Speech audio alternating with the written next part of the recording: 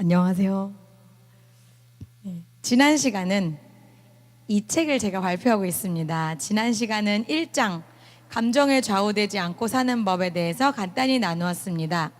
4가지 성격 유형의 예를 통해서 각 성격마다 장단점이 있다는 것과 장점은 장점대로, 단점은 단점대로 인정은 하되 단점을 하나님 앞에서 적극적으로 다루고 훈련하여야만 하나님의 뜻대로 사는 성공적인 신앙생활을 할 수 있다는 내용의 발표였습니다. 오늘은 2장 상한 감정의 치유 1이라는 제목을 가진 2장을 정리해서 발표합니다. 제가 얼마 전 우연히 기독교 방송에서 화를 내는 사람이어도 상관없다, 하나님만 만나면 놀랍게 사용된다는 주제의 설교를 들은 적이 있습니다. 그 말씀에 따르면 지금 내가 화를 잘 내도, 또 내 주변 사람이 화를 잘 내도 개념치 말아라. 하나님 만나면 확 바뀌니까 장점을 일단 발휘해라. 그런 내용이었습니다. 그 말씀은 맞습니다. 성령은 사람을 바꾸기 때문입니다.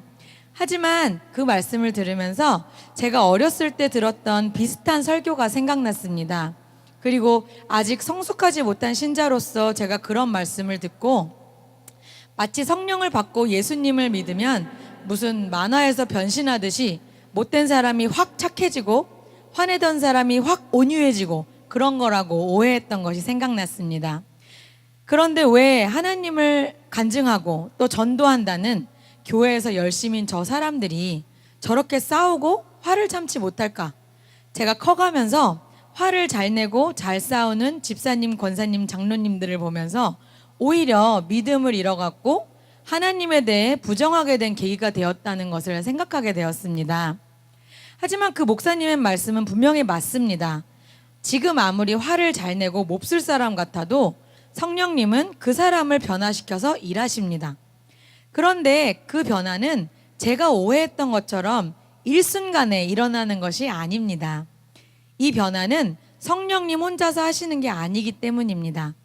하나님을 알게 되면 성령이 오셔서 감동하시고 여러 통로로 우리에게 가르쳐 주시고 그 주시는 감동에 내가 얼마나 반응하고 의지를 가지고 적극적으로 훈련하느냐에 따라서 우리의 삶의 변화의 속도가 달라지는 것입니다.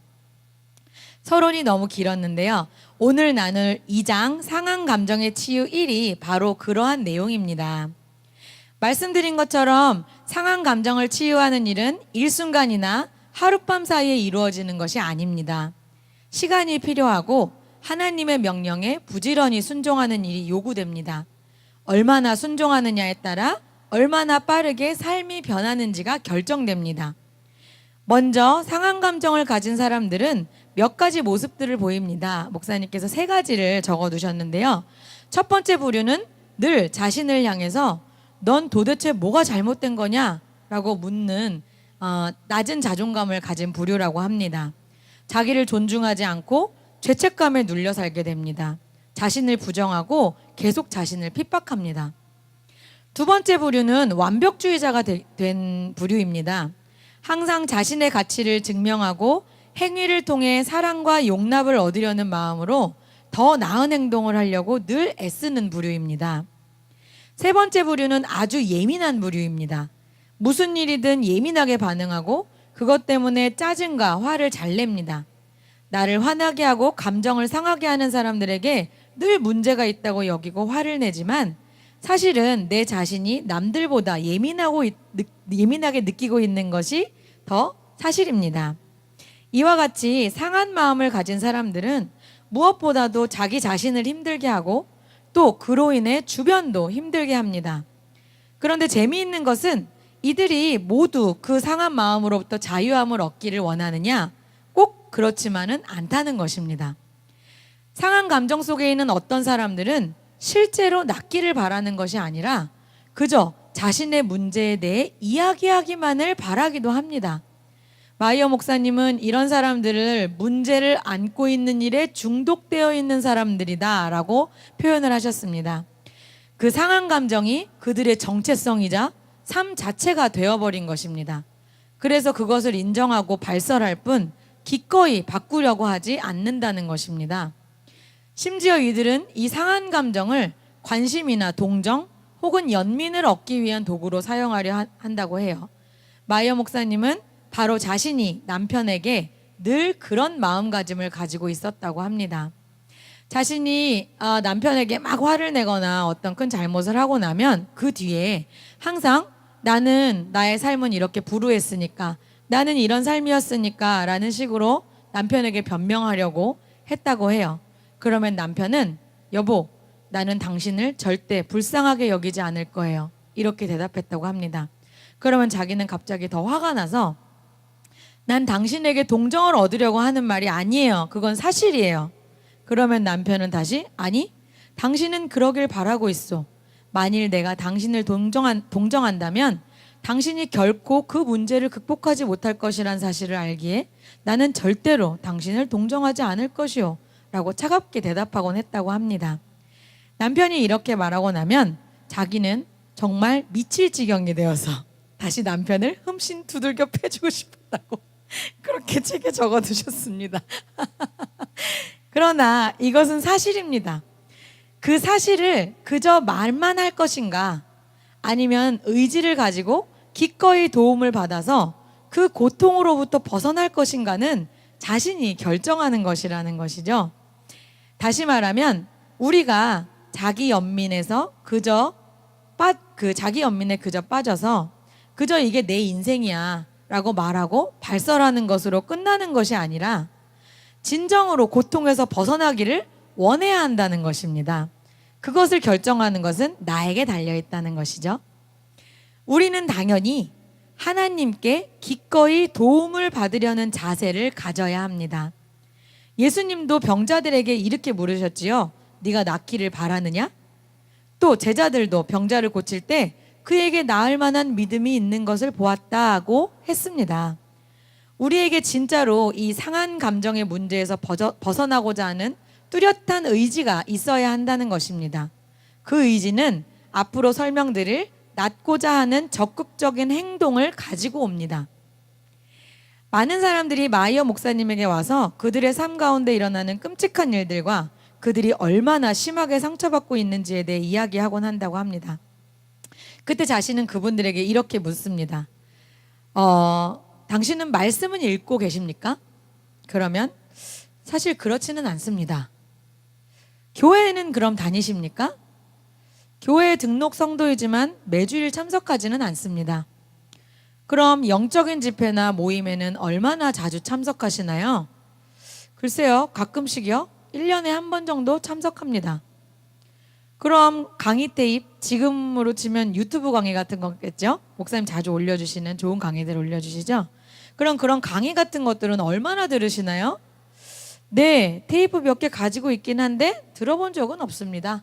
이런 식으로 대답을 한다는 거죠. 요점은 사람들은 문제가 있다는 것을 알면서도 하나님의 방식으로 일을 해결하기 위해서 예배에 와서 공급받거나 말씀으로 꾸준히 다듬으려고 하지 않고 자기 생각에 도움이 될 만한 다른 방식을 찾아 노력하는 경우가 더 많다는 것입니다. 그러나 성경은 우리가 하나님의 말씀에 의지하고 그대로 실천한다면 하나님이 우리의 삶에 복을 주실 것이라고 분명히 가르치십니다. 예를 들면 이렇습니다.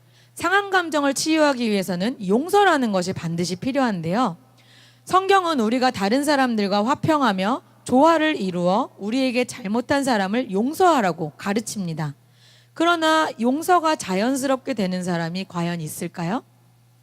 예배를 통해 하나님으로부터 공급받고 예배를 통해 계속 성령으로 새 힘을 얻어서 한 싸움 한 싸움을 이겨나가야 하는 것입니다. 가끔 예배에서 들었던 대로 흘려 누군가를 통해 들은 것처럼 하나님이 원하시는 것이 무엇인지 대충 아는 그것으로 문제가 결코 극복되어지지 않는다는 것입니다. 말씀을 읽고 알아야 하며 기도하고 예배하며 성령으로 화평할 수 있는 힘을 얻어야만 용서가 가능하게 되는 것입니다. 영적인 예배, 우리 교회로 치면 이제 아마 수요 예배, 금요 예배 이런 것들을 말씀하시는 것 같아요. 영적인 예배와 모임에 참석해서 하나님으로 공급받아야 합니다. 우리가 할 수 있는 것을 실천할 때 그때 하나님도 우리가 할 수 없는 것을 대신 해주시는 것입니다.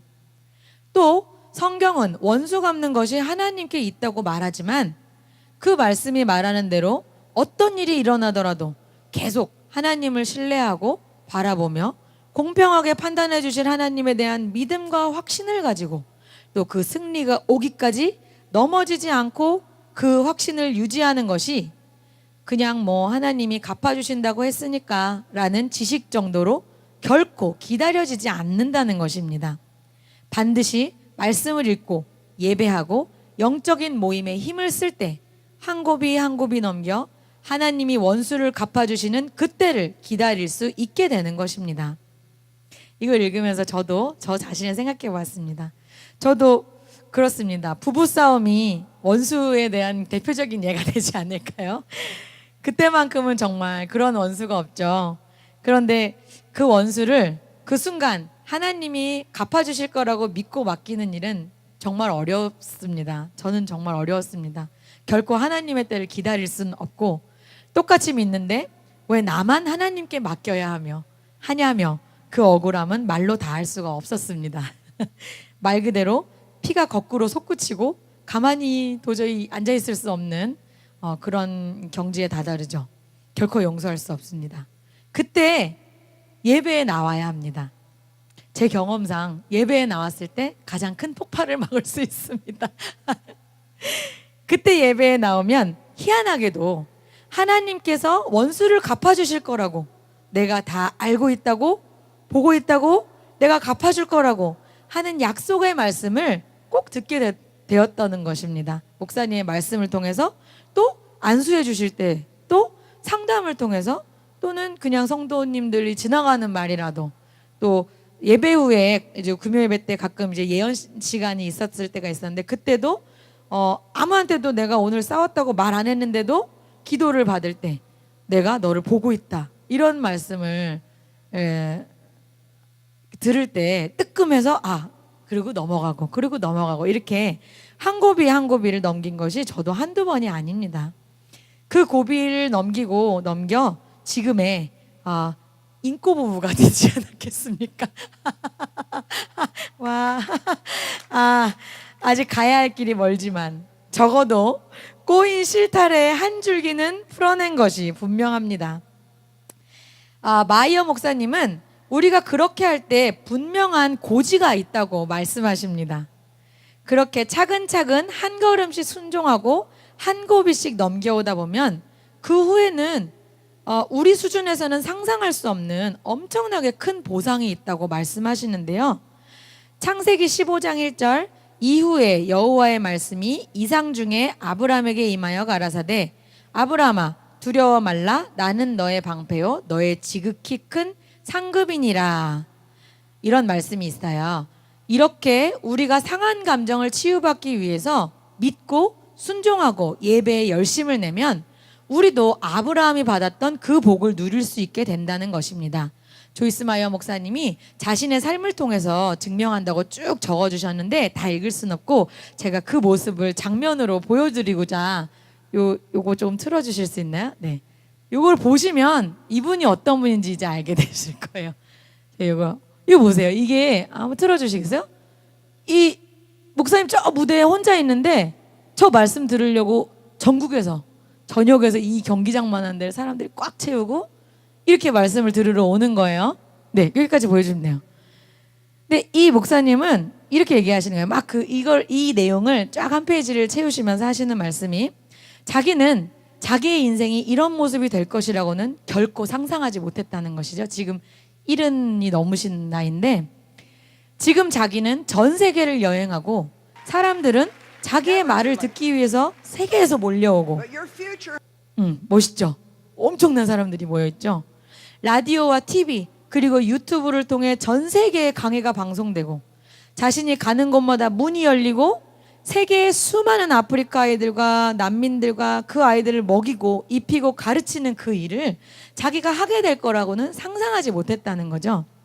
친아버지에게 18년 동안 성폭행을 당했고 한 번 이혼했고 회사 돈을 훔치는 사기를 치고 다녔고 늘 남편에게 소리치고 싸우고 대들고 4명의 아이를 키우며 아이들에게 늘 고함치고 화내던 자신이 이렇게 놀라운 삶을 살게 되었다는 것이 바로 하나님이 순종하는 모든 자에게 아브라함과 같은 약속을 이루신다는 것을 증명하여 보여주신다는 것입니다. 때로 조이스 마이어 목사님이 자기를 되돌아볼 때 나아지는 모습이 하나도 없는 것처럼 생각될 때가 많았다고 합니다. 이렇게 변화되어가는 과정 중에는 내 속에 문제가 너무 많았기 때문에 어느 지점에도 도달하지 못했다고 느껴질 수도 있습니다. 그렇지만 그러한 가운데에서도 우리가 점점 나아지고 있다는 사실을 잊어서는 안 됩니다. 자기가 이 부분을 강의할 때는 완전히 엉켜있는 큰 실타래를 가지고 와서 한 올씩 한 올씩 풀어가며 설명하신다고 하는데요.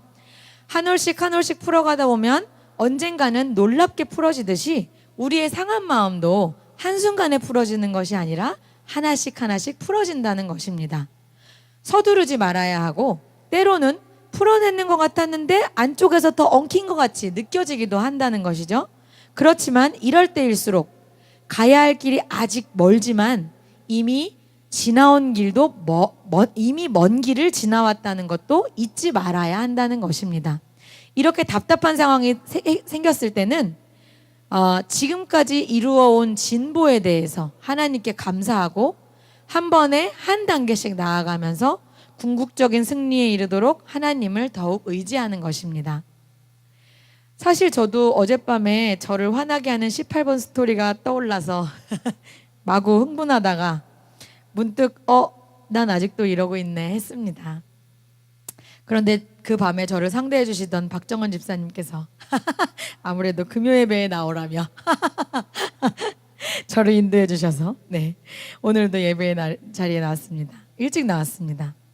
어젯밤에 그 18번 스토리는 여전히 저에게 성가신 일이긴 합니다. 그런데 제가 어제 느낀 것은 내가 비슷한 이야기를 꺼냈는데 그 이야기를 내가 말할 때 예전보다 그 고통의 강도가 덜하다는 것을 제가 느낄 수 있었습니다. 과거보다는 마이어 목사님 말씀대로 과거보다는 내가 확실히 나아지고 있다는 증거구나 책을 읽으면서 다시 돌아볼 수 있었습니다. 자, 2장 상한 감정의 치유 1의 내용은 우리의 상한 감정이라는 것이 그저 성령 체험 한 번으로 휘리릭 변해서 된 것이 아니라 하나님 앞에 꾸준히 자신을 내어드리고 예배하는 곳에 말씀이 있는 곳에 자신을 헌신하고 드리며 기도하며 한 걸음 한 걸음 감동에 순종할 때에 성령님과 함께 치유되어 가는 것이라는 것입니다. 그것은 결코 쉬운 길이 아니지만 한 걸음 한 걸음 순종하다 보면 우리가 상상하지 못하는 놀라운 복이 예비되어 있다는 내용입니다. 감사합니다.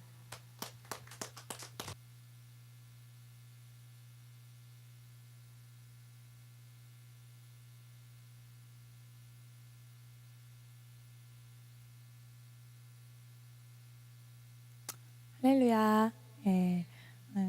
조이스 마이어 목사님의 귀한 말씀 잘 들었습니다.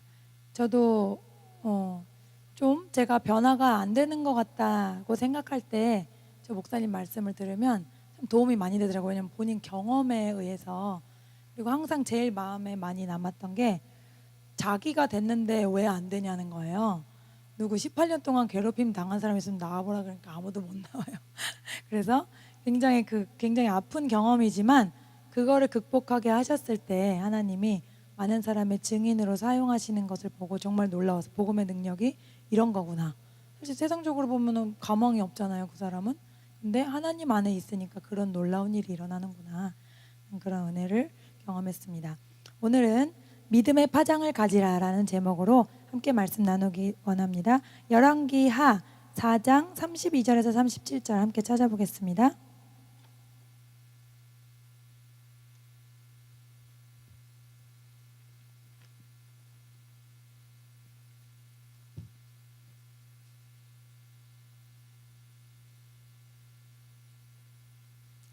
열왕기하 4장 32절에서 37절 같이 읽겠습니다. 엘리사가 집에 들어가 보니 아이가 죽었는데 자기의 침상에 눕혔는지라. 들어가서는 문을 닫으니 두 사람뿐이라.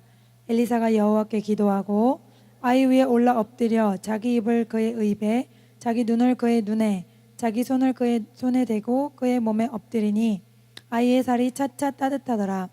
엘리사가 내려서 집안에서 한 번 이리저리 다니고 다시 아이 위에 올라 엎드리니 아이가 7번 재채기 하고 눈을 뜨는지라. 엘리사가 게하시를 불러 저 수넴 여인을 불러오라 하니 곧 부름에 여인이 들어가니 엘리사가 이르되 내 아들을 데리고 가라 하니라. 여인이 들어가서 엘리사의 발 앞에서 땅에 엎드려 절하고 아들을 안고 나가니라. 아멘.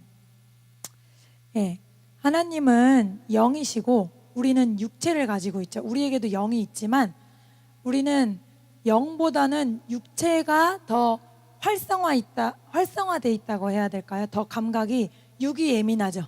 육이 힘들고 육이 배고픈 건 금방 알아차리지만 영이 힘들고 영이 배고픈 거는 잘 알아차리지 못해요.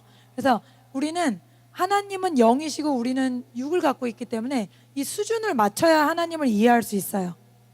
이 수준의 차이를 계속 갖고 있으면 하나님은 계속 하나님이신데 나는 여기 있고 하나님을 이해할 수가 없어.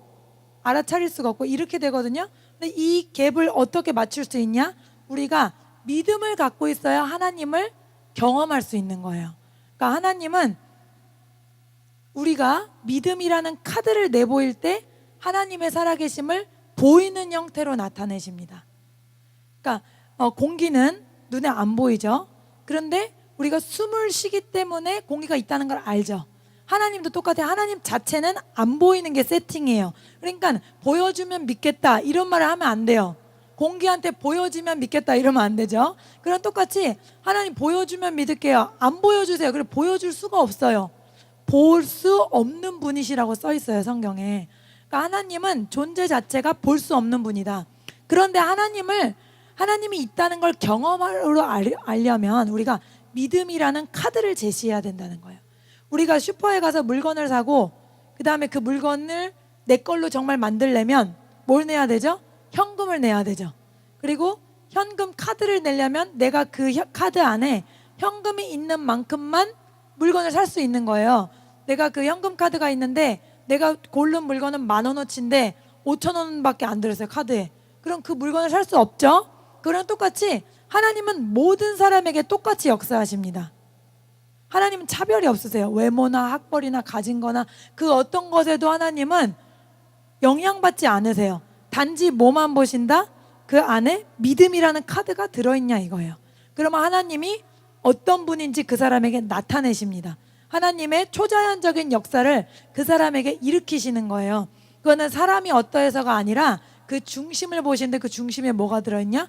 믿음이 있냐 없냐를 본다는 거예요. 근데 믿음 이러면 되게 막연하게 느껴지잖아요. 그런데 제가 이 막연한 게 막연하지 않다는 것을 언제 알게 되었냐면, 제가 작년에 이제 WL을 많이 갔었잖아요. 거기 어떤 분이 오셨냐면 서울대학에서 양자 물리학, 그런, 제 과학을 잘 모릅니다. 그 부분을 이제 박사학위까지 받으시고 국내에서 교수를 하시다가 미국에 가셔서 사역을 하시는 그런 분이었어요.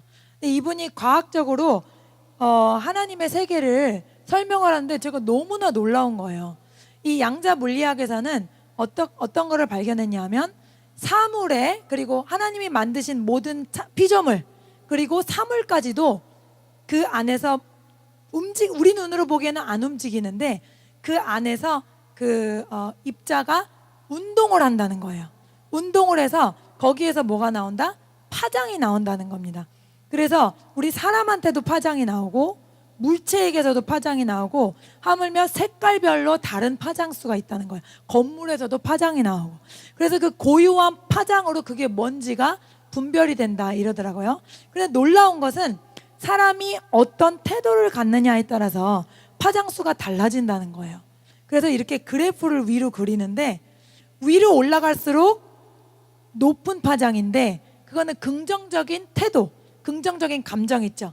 기쁨, 즐거움, 환희, 막 이런 거, 도전하는 마음, 이런 걸 가질 때는 숫자가 높아져요. 파장이 숫자가 커진다는 거죠.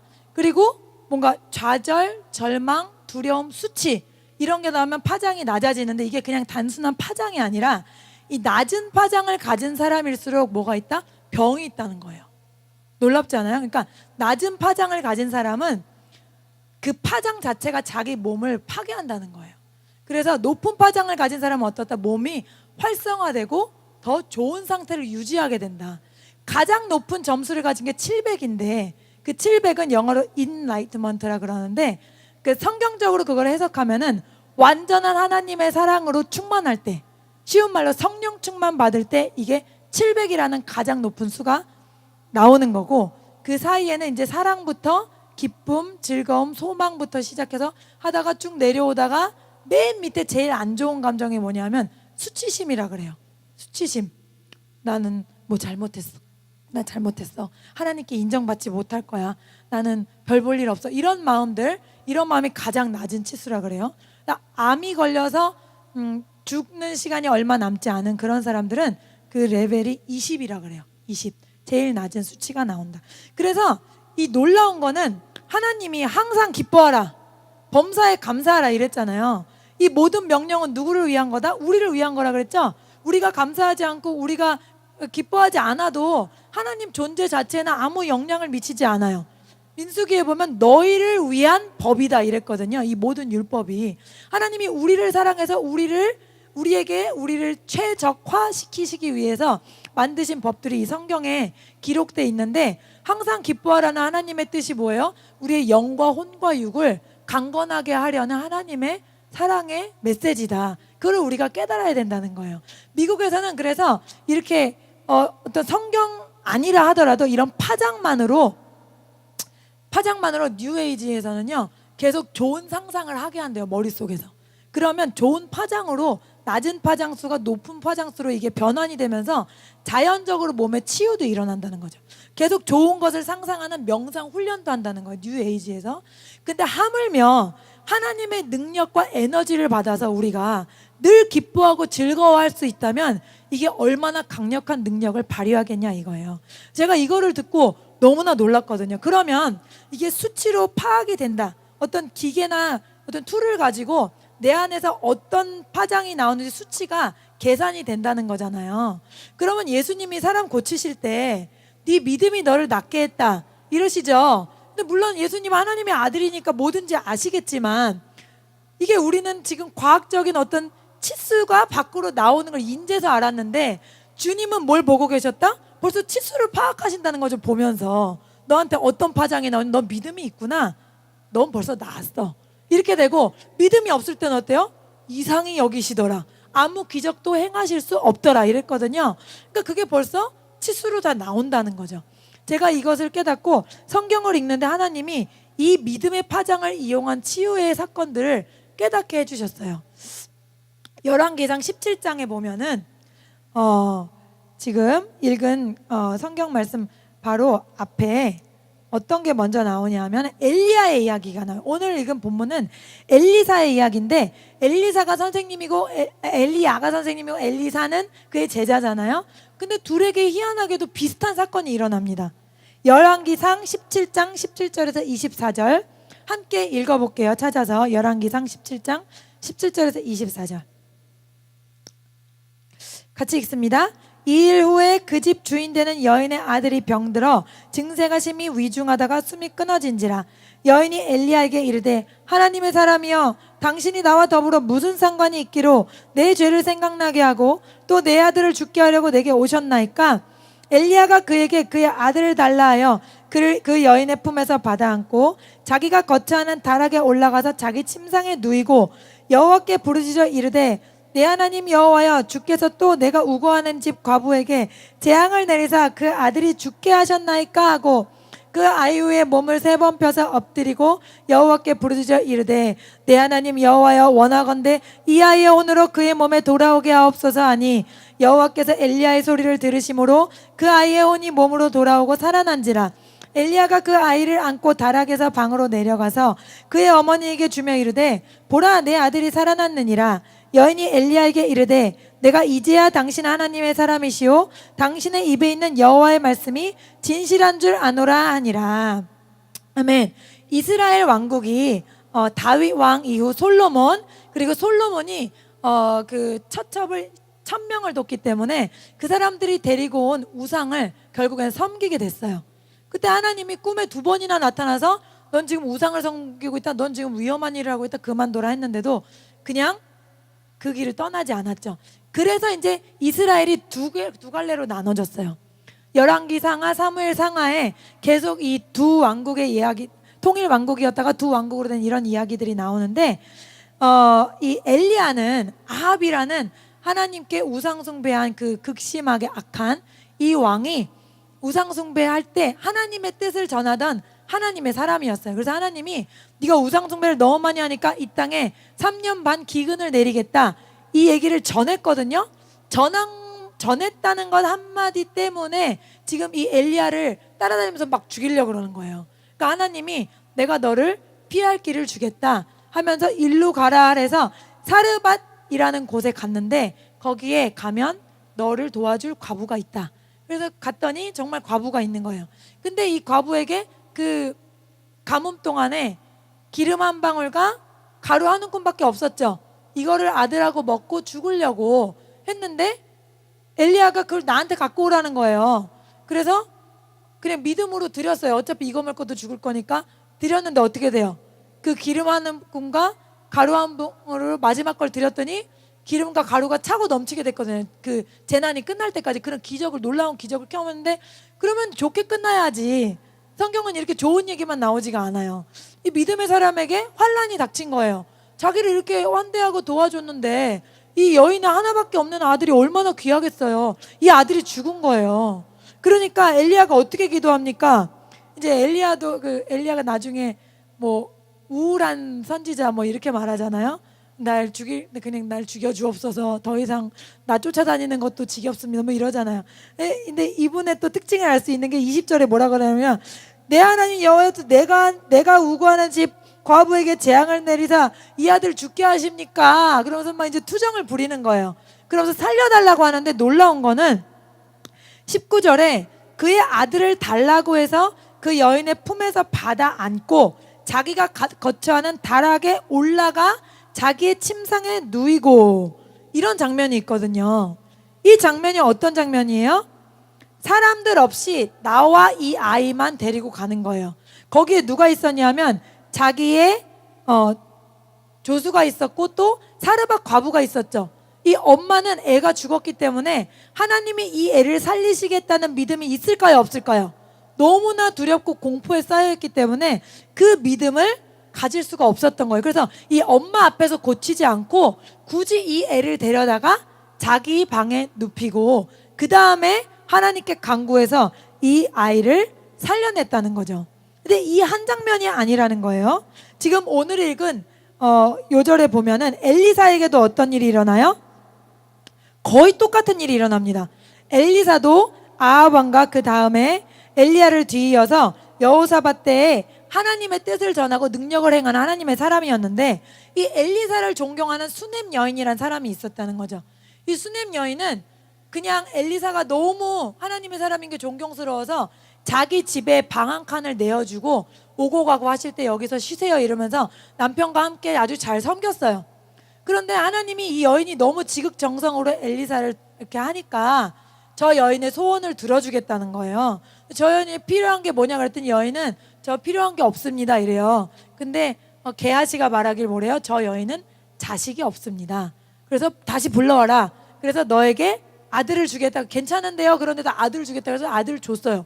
그런데 황당한 건 이 아들이 또 죽은 거예요. 어느 날 갑자기 알 수 없는 이유로. 하나님의 사람이 얼마나 황당하겠어요. 나한테 잘했는데 이 아들이 죽었어. 그러면 어떻게 해요? 그러니까 살려내야 되잖아요. 근데 살려내는 장면이 앞에 엘리야가 살려내는 장면과 너무나 유사하다는 거예요. 보세요. 32절. 엘리사가 집에 들어가 보니 아이가 죽었는데 자기 침상에 눕혔는지라. 들어가서 문을 닫으니 두 사람뿐이라. 엘리사가 여호와께 기도하고. 그렇죠? 그래서 들어가서 문을 닫고 아이와 나만 있게 한 다음에 하나님께 기도했다는 거예요. 왜요? 다른 사람들의 파장은 불신앙의 파장들이기 때문에 이 불신앙의 파장을 내뿜는 사람들 앞에서는 뭐다? 하나님 또 기적을 행하실 수가 없다는 겁니다. 놀랍지 않아요? 그래서 제가 와 정말 그렇네 하고 놀라고 있는 중에 하나님이 또 다른 이야기를 생각나게 하셨어요. 뭐냐 하면 이게 구약에만 있는 이야기가 아닌 거예요. 여러분, 베드로가 도르가라는 여자 선지자를 살려낸 거 아세요? 한번 같이 읽겠습니다. 사도행전 9장.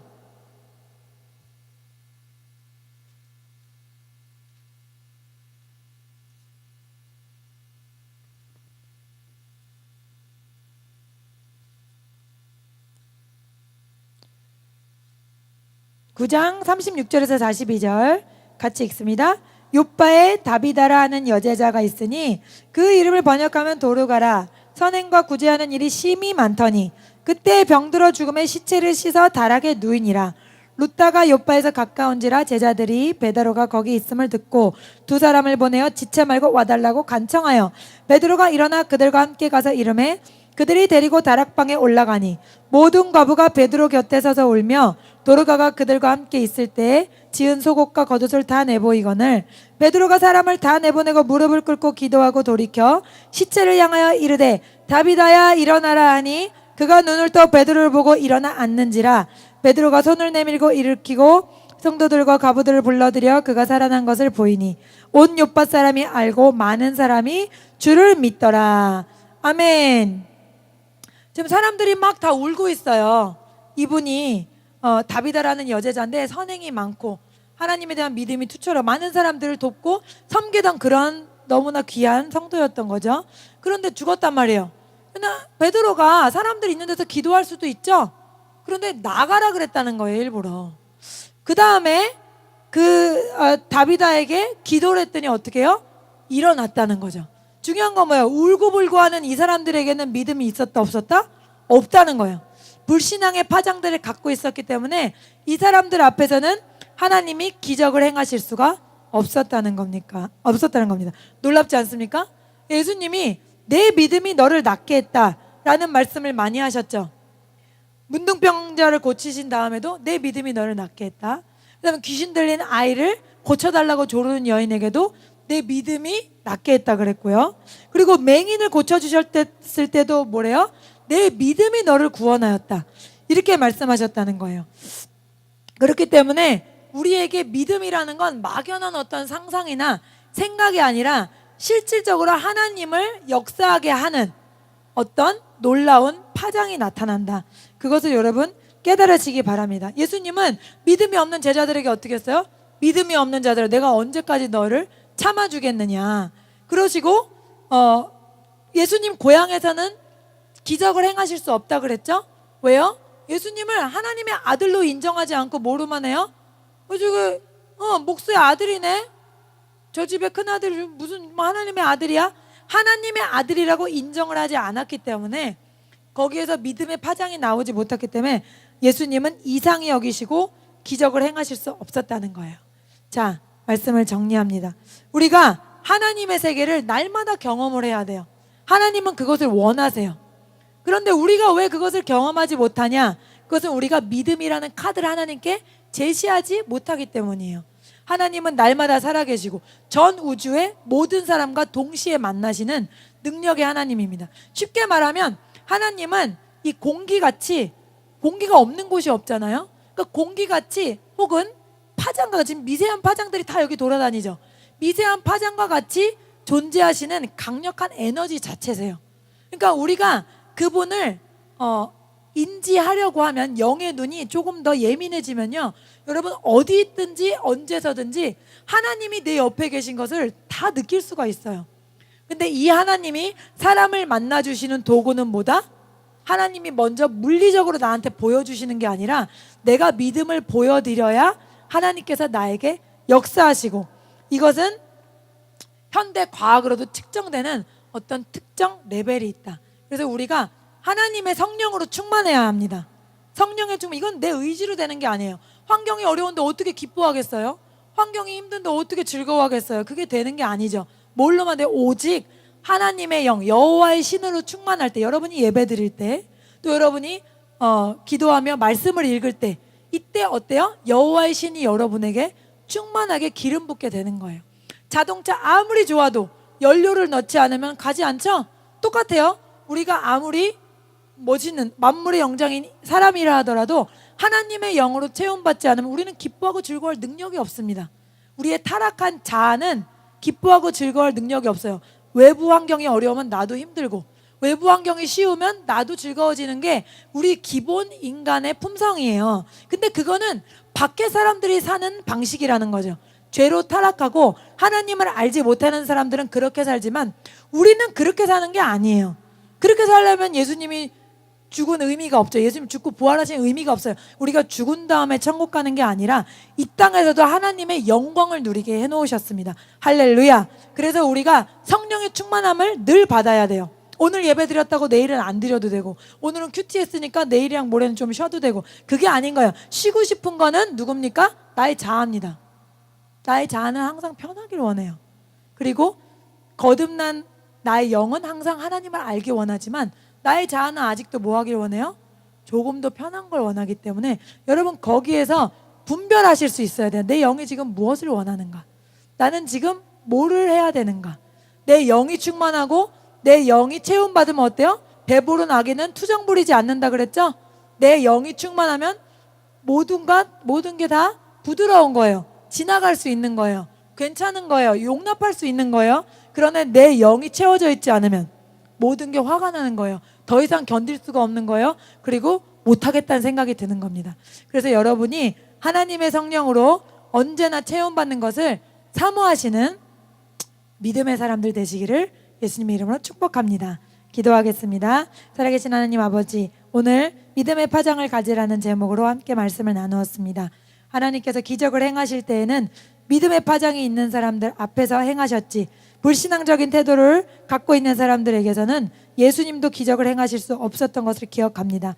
하나님, 우리가 우리 자신을 항상 되돌아보며 영적인 건강을 체크하기 원합니다. 우리가 하나님 안에 있는지, 성령에 충만한지, 믿음의 강력한 파장으로 무장되어 있는지 깨닫기 원합니다. 성령 하나님 오셔서 우리 각 사람을 도우시고 성령의 충만함으로 환경과 주변을 이길 수 있는 능력으로 충만하도록 역사하여 주시옵소서. 예수님, 우리가 주님의 성령으로 충만해서 영과 혼과 육이 가장 놀라운 최고의 효율을 발휘하는 강건한 상태로 복을 받도록 은혜를 베풀어 주시옵소서. 예수님의 이름으로 기도했습니다. 아멘.